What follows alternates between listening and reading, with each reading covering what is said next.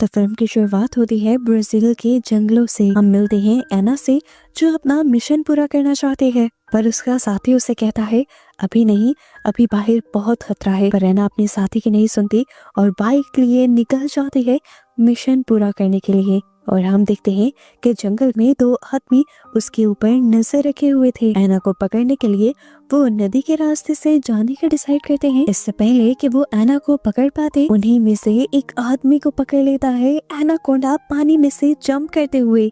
और इसी के साथ यहाँ से सीन कट होकर हमें कैलिफोर्निया का सीन दिखाया जाता है। हम एक फिल्म डायरेक्टर डॉग को देखते हैं जो किसी को फिल्म की स्टोरी एक्सप्लेन कर रहा था, जिस फिल्म में एक कपल एक मॉन्स्टर क्रिएचर से लड़ेंगे और लड़की बेदर्दी से उस क्रिएचर को मारकर जीत जाएगी। लेकिन उसके सामने बैठे हुए लोगों को उसका ये आइडिया पसंद नहीं आता, क्योंकि पता चलता है कि डक एक वेडिंग फोटोग्राफर है और वो कपल चाहता है कि डक उनकी अच्छी सी प्यारी सी वीडियो बनाए। पर डक, जिसे शौक था एक्शन और क्रिएचर्स वाली मूवी शूट करने का, उसका ख्वाब वही का वही रह जाता है। खैर, इससे बाद हम मिलते हैं रोनाल्ड से। रोनाल्ड हॉलीवुड में एक स्ट्रगलिंग एक्टर है और आज भी उसे डॉक्टर का एक छोटा सा रोल मिला था, जिसे वो कई टेक्स के बाद भी अच्छे से परफॉर्म नहीं कर पाता, तो उसे काम से निकाल दिया जाता है। स्टूडियो से बाहर जाते हुए रोनाल्ड एनाकोंडा मूवी का एक पोस्टर देखता है, जो कि अब री रिलीज होने वाली थी 1997 के बाद। इसके बाद मूवी में 2 दिन गुजर जाते हैं और हम डक के घर डक की सरप्राइज बर्थडे पार्टी देखते हैं। इस पार्टी में डक के सभी बचपन के दोस्त भी आए थे और इसी पार्टी में हम रोनाल्ड को भी देखते हैं और पता चलता है कि वो भी डक का बचपन का दोस्त है। बचपन में इन 4 दोस्तों का ग्रुप हुआ करता था। उन चारों में से डक और रोनाल्ड तो अपने लाइफ में स्ट्रगल कर रहे थे, पर उनके बाकी दोनों दोस्त कैनी और क्लैरी दोनों ही अपनी लाइफ में सक्सेसफुल थे। लेकिन इस टाइम मिलने पर ऐसा ही लगता है कि जैसे ही चारों पहले जैसे दोस्त हों। रोनाल्ड ने प्लान किया था कि डक की बर्थडे पर ये लोग डक की ही डायरेक्ट की हुई फिल्म देखेंगे, जो हाई स्कूल टाइम पर इन चारों ने मिलकर बनाई थी। रोनाल्ड जिसमें हीरो बना था और उसने उस खतरनाक क्रिएचर से लड़ना था। इस मूवी में क्रिएचर बना था कैनी। वो क्रिएचर इन तीनों दोस्तों पर अटैक करने वाला था, पर रोनाल्ड यहाँ पर कहता है कि मेरे दोस्तों को कोई नुकसान नहीं पहुंचा सकता, और एक बंदूक उठाकर वो क्रिएचर को शूट कर देता है और अपने दोस्तों को बचा लेता है। और इस तरह उनकी उस मूवी की हैप्पी एंडिंग होती है। सभी लोग उस मूवी को देखकर बहुत ज्यादा खुश थे और रोनाल्ड चाहता था कि ये लोग दोबारा ऐसा ही एक्सपीरियंस करें, ऐसी ही एक मूवी बनाए। और उसके पास डक के लिए एक बहुत बड़ा सरप्राइज ये भी था कि उसने एनाकोंडा नॉवल की सीरीज के एक नॉवल के कॉपीराइट्स ले लिए थे। पहले भी बहुत सारे एनाकोंडा नॉवेल्स पे मूवीज बन चुकी थी और ये लोग एनाकोंडा फ्रेंचाइजी के बहुत बड़े फैन भी थे। और रोनाल्ड अब चाहता था कि ये चारों मिलकर दोबारा से एक लो बजट एनाकोंडा मूवी बनाए।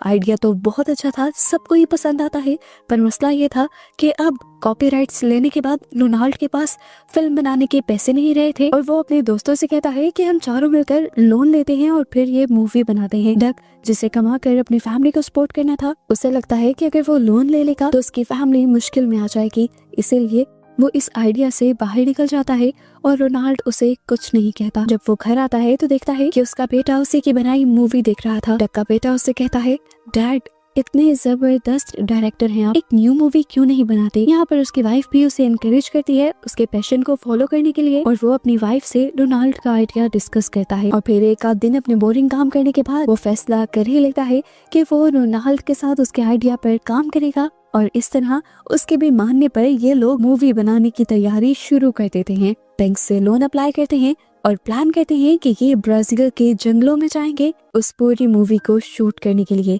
अब इस मूवी को शूट करने के लिए इन्हें एक स्नेक की भी जरूरत थी, जो दिखने में एनाकोंडा जैसा हो या एनाकोंडा ही हो।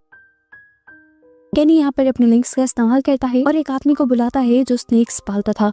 वो सचमुच एनाकोंडा जैसा एक भयानक स्नेक ले आता है, जिसे देखकर रोनाल्ड की तो जान ही निकल जाती है, क्योंकि रोनाल्ड ने ऐसा हीरो स्नेक के साथ लड़ना था। वो डरता है तो स्नेक मैन बताता है कि ये सांप जहरीला नहीं है, क्योंकि ये एनाकोंडा है ही नहीं, असल एनाकोंडा तो जंगलों के अंदर है। ऐसे रोनाल्ड भी अब इस सांप के साथ शूटिंग करने के लिए तैयार हो जाता है। सीन कट होकर दोबारा से हमें एना को दिखाया जाता है, उसी लड़की को दिखाया जाता है जो मूवी के स्टार्ट में दिखाई गई थी। वो अभी भी उन्हीं आदमियों से छुपकर बच रही थी जो उसके पीछे पड़े हुए थे। वो इस टाइम एक बार में भी आ जाती है और नोटिस करती है कि वो आदमी उसके पीछे बाद में भी आ गया है। यहाँ पर वो एक यॉट की चाबियां चुराते हैं और यहाँ से निकल पड़ते हैं। ये यॉट असल में अरेंज की थी रोनाल्ड के ग्रुप ने, ताकि वो ब्राजील के जंगलों के अंदर जाकर फिल्म को शूट कर सके। एना उन लोगों से झूठ बोल देती है कि मैं ही आप लोगों की ड्राइवर हूँ, और इस तरह वो अपने पीछे वाले आदमी से बचकर इन लोगों के साथ यहाँ से दूर निकल जाते हैं। ये लोग स्नेक को भी अपनी इसी यॉट के अंदर शिफ्ट कर देते हैं, लेकिन गलती ये होती है कि स्नेक को रखते हुए उसका बॉक्स टूट जाता है। अब ये लोग उस जगह पर पहुंच जाते हैं जहां उन्हें शूटिंग करनी थी। रोनाल्ड और क्लैरी के काफी सारे सीन शूट किए जाते हैं और इन लोगों को इस काम में बहुत ही ज्यादा मजा आता है। इसी तरह रात हो जाती है और रोनाल्ड जब सो रहा होता है तो अचानक उसे किसी के रेंगने की आवाज आती है, और जैसे ही वो मुड़कर बेड की साइड पर देखता है तो यहाँ पर बहुत बड़ा एनाकोंडा था। वो जोर से चिल्ला देता है और सभी यहाँ इकट्ठे हो जाते हैं। पता चलता है ये रियल एनाकोंडा नहीं था, वही स्नेक था जो अपने पिंजरे से बाहर निकल आया था। जिस आदमी का स्नेक था, अब ये लोग उस आदमी को डांटने लग जाते हैं और वो भी रोनाल्ड और पूरे ग्रुप से माफी मांगता है, क्योंकि गलती उसी की थी। उसी को बाद में दोबारा स्नेक का केज चेक करना चाहिए था।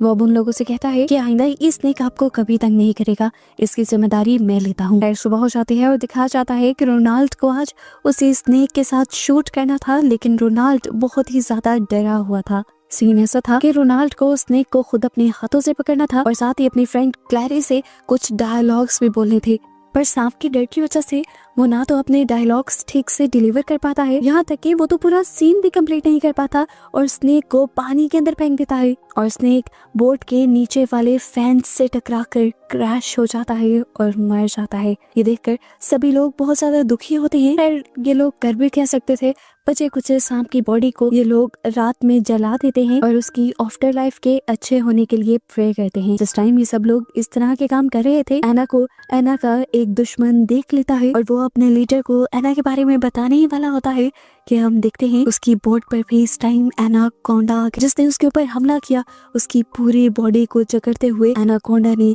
उसे मार डाला। और अब दोबारा हमें रोनाल्ड की शिप का सीन दिखाया जाता है, जहाँ पर अब रोनाल्ड बहुत ही ज्यादा उदास है। स्नेक मैन के पूछने पर रोनाल्ड उसे बताता है कि वो एक स्ट्रगलिंग एक्टर है हॉलीवुड में और उसे कभी कोई लीड रोल तो दूर की बात अच्छा साइड रोल भी नहीं मिला, और इसी चीज से तंग आकर उसने ये मूवी बनाने का डिसाइड, और अब स्नेक ना होने की वजह से वो ये मूवी भी कंप्लीट नहीं कर पाएंगे। उसकी बातें सुनकर स्नेक मैन इमोशनल हो जाता है और रोनाल्ड से वादा करता है कि आज रात ही वो एक बड़ा स्नेक पकड़ कर आएगा और उसका जहर भी निकाल देगा, ताकि रोनाल्ड अपनी मूवी पूरी कर सके और अपना सपना भी। दिखाया जाता है कि रात में ही वो आदमी जंगल में निकल जाता है इस मिशन के लिए। एनाकोंडा उसे पलक झपकने का वक्त नहीं देता और उसे पकड़ के नदी के अंदर खींच लेता है और उसकी बॉडी के इर्द गिर्द अपने आप को लपेटते हुए उसका दम निकाल कर उसे मार देता है।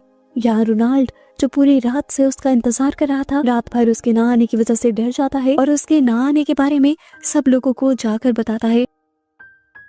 कुछ देर के लिए तो ये लोग भी पहले उसका इंतजार करने का डिसाइड करते हैं, लेकिन जब ज्यादा ही वक्त गुजर जाता है तो ये लोग डिसाइड करते हैं कि ये लोग खुद जंगल में जाएंगे, पहले उस आदमी को भी ढूंढेंगे और अगर वो ना मिला तो वहां से कम से एक सांप पकड़ कर ले आएंगे, जिससे इनकी मूवी कंप्लीट हो सके, क्योंकि मूवी कंप्लीट करना भी इनकी मजबूरी थी। ये लोग बहुत ज्यादा लोन लेकर आए। अब ये लोग जंगल में निकल पड़ते हैं और एना भी इन सब लोगों के साथ है। जंगल के अंदर जाने पर इन्हें एक वैन दिखाई देती है और आसपास अजीब सी सरसराहट भी सुनाई देती है। ये सरसराहट किसी बहुत बड़े एनाकोंडा की लग रही थी। वो लोग बहुत ज्यादा डर जाते हैं, इसीलिए उस ट्रक के अंदर जाकर छुप जाते हैं और एकदम से उस ट्रक की विंडो के ऊपर उनके साथी की लाश आकर गिरती है खून में लथपथ, और इसे देखकर इन सब की सांसें वही रुक जाती हैं और अगले ही सेकंड इसी ट्रक के सामने वो बड़ा सा एनाकोंडा आ जाता है। ये लोग इसी ट्रक को चलाकर इसी ट्रक के जरिए यहाँ से जाने का डिसाइड करते हैं, पर ट्रक अब चल नहीं रहा था।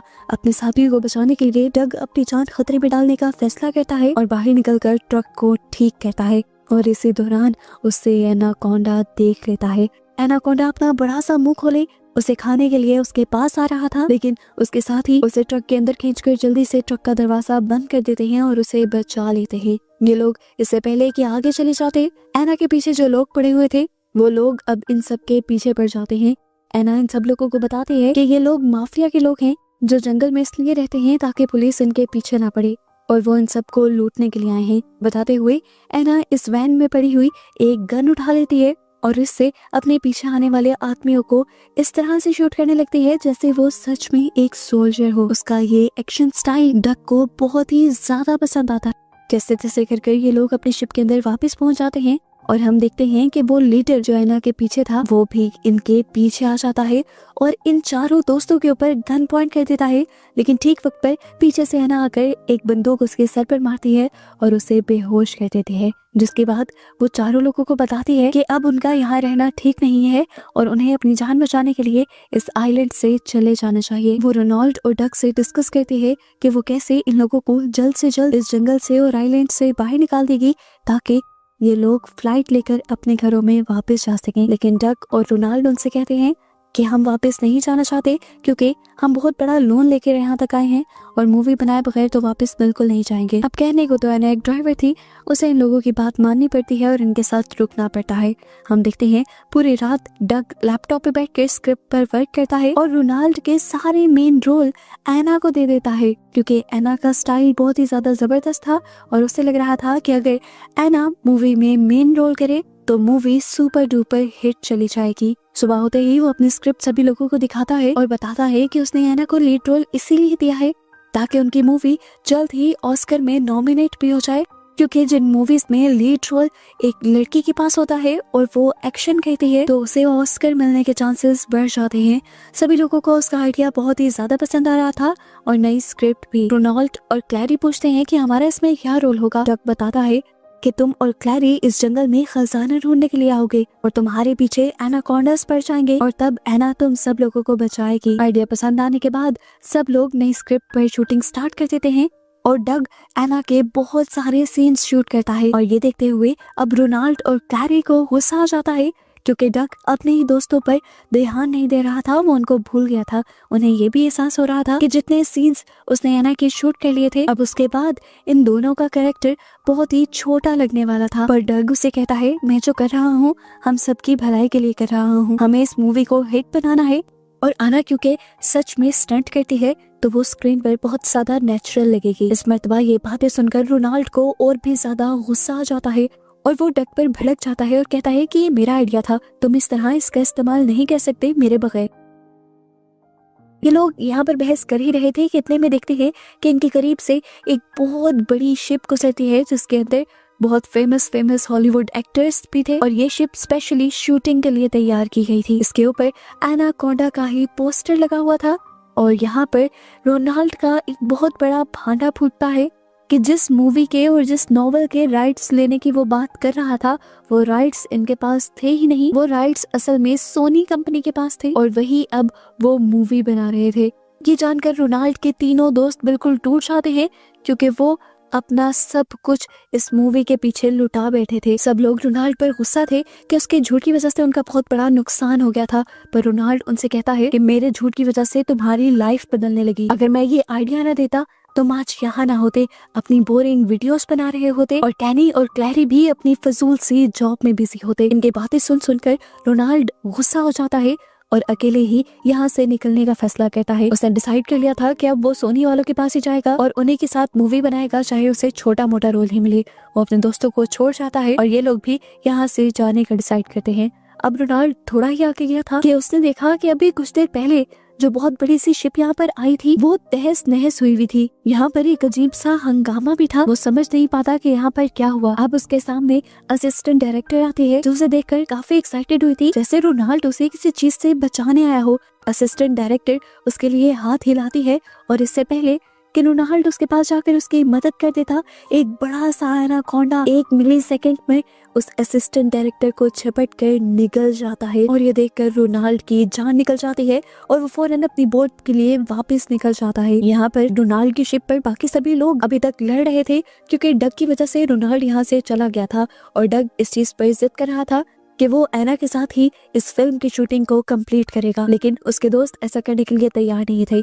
अभी ये लोग इस बात से अनजान थे कि एना तो फिल्म शूट करना ही नहीं चाहती थी, वो अभी भी अपनी किसी मिशन पर थी। इसलिए वो इन लोगों को गन पॉइंट पर ले लेती है और अपने साथ जंगल में ले जाती है।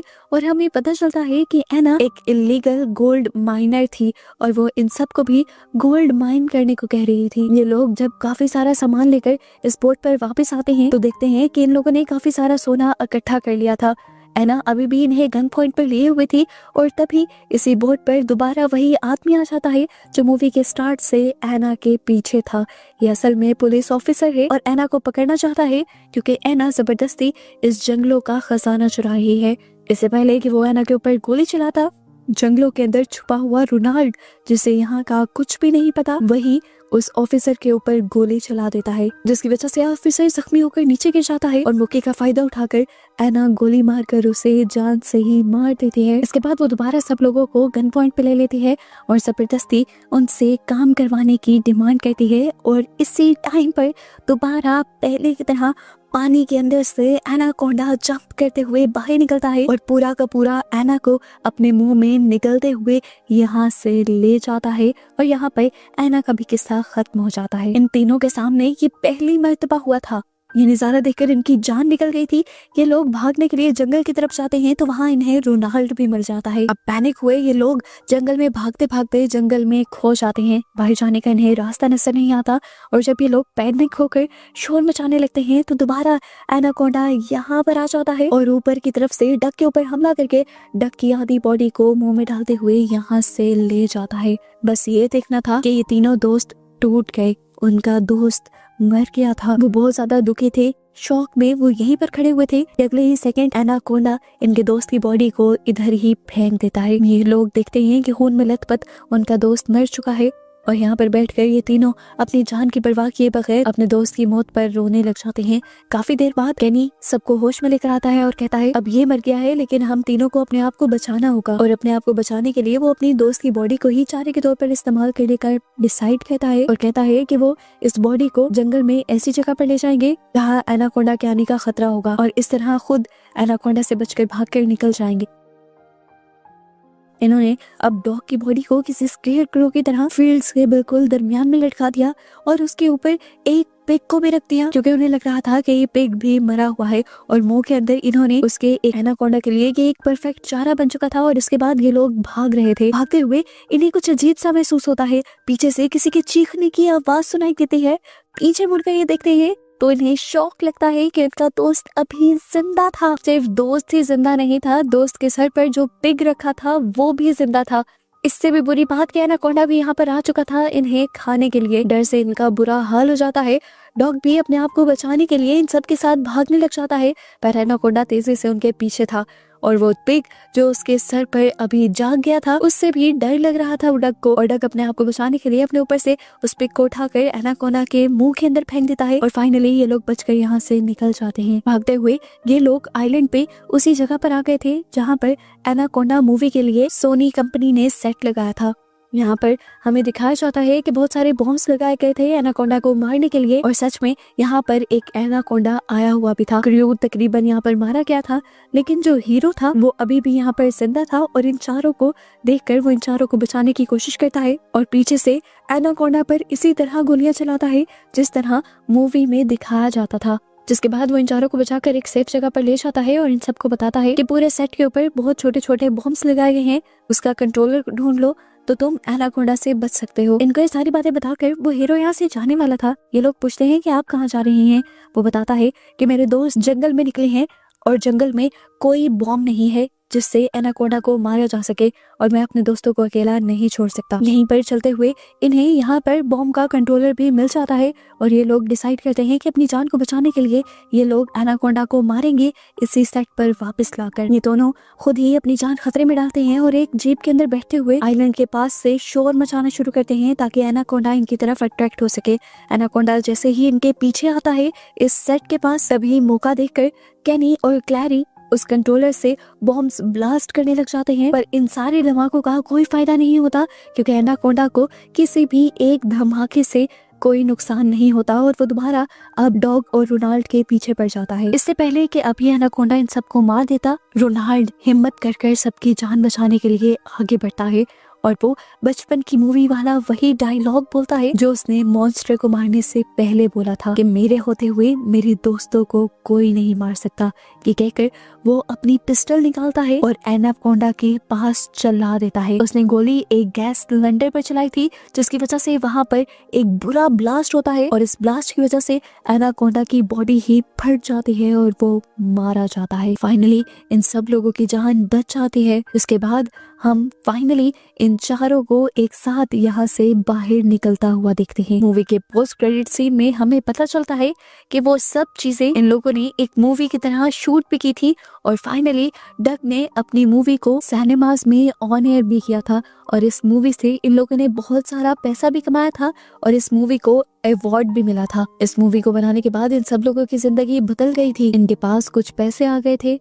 रोनाल्ड और क्लैरी ने शादी करने का फैसला कर लिया था और उनका प्री वेडिंग शूट बिल्कुल उसी तरह हुआ था जिस तरह डग सब लोगों का करना चाहता था, एलियन एक्शन थ्रिलर थीम के ऊपर। रोनाल्ड को भी फाइनली अब हॉलीवुड में कुछ अच्छे रोल्स मिलने लगे थे, जबकि डग भी अब एक स्ट्रगलिंग डायरेक्टर नहीं रहा था।